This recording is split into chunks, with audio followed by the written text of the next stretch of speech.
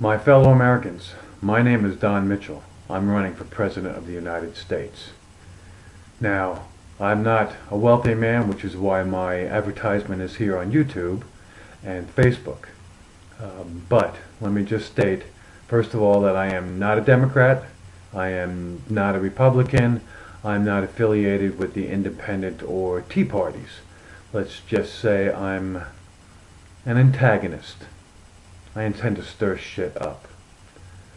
Now, we've all heard the campaigns for both of our presidential candidates. We hear how Obama is accusing Romney of shipping jobs overseas. We have Romney accusing Obama of shipping jobs overseas. Basically, I think if a company wants to ship jobs overseas so they can make a dollar and make a profit like our capitalistic world is, then that's fine, except they ought to be paying a hefty penalty or a major fine for doing so. And with that excess cash that we receive, we can use it to help balance the budget, or maybe create jobs here in America, or even pay down the deficit. Now, speaking of deficit, I think we have a person in our office right now who stated a few years back that he was going to cut the deficit in half, and if he couldn't do so in the next 3 years, that it should be a one-term presidency. Well, we are now $16 trillion in debt and climbing. That doesn't quite make half for me, and I should know because I'm an accountant. Now, when we're talking budget, I can't understand why they can't make budget meet. I've been doing budgets for over 30 years, and my budget's always balanced. How? You don't spend more than you take in. And how do they figure out how they can do that is they try to make cuts to the defense spending and to Social Security and Medicare. Well, folks, you need to know we're pissing the world off, so we can't be making cuts to the defense budget. And Social Security, the government's been robbing Social Security blind for over 30 years. When they needed to have money to pay for something that they didn't have the money for or to make the budget balance, they scooped the excess cash out of Social Security to cover that. To me, that's called robbery. So, here's a way to balance the budget. Have the Congress pay for their own benefits. Have the government pay for their own retirement.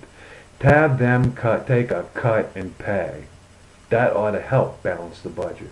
And how many jobs do you know where you can vote for your own increase? I have yet to find one. So here's my idea. Why don't the government and the Congress get their voting and their increases done by the states they work for? Let the state vote to see whether or not they should get an increase, whether they merit an increase, and how much of an increase they should get. That ought to be a hell of a lot better than the government voting for their own increases. And here's the meat and potatoes of this whole thing.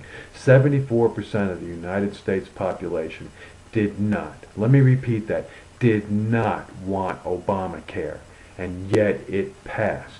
How did that happen? Congress passed it. The government passed it. The government, the Congress, made the decision that the people wanted it when the people did not.